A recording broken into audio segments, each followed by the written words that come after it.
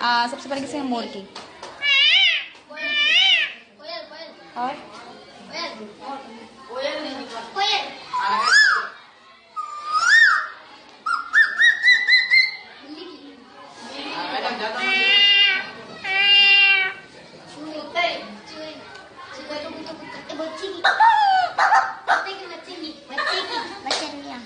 हाथी ना, छोटा वाला बच्चा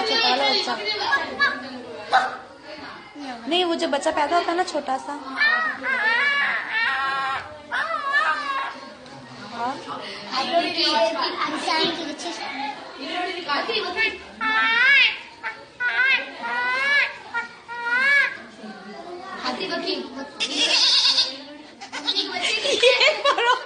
एक मारो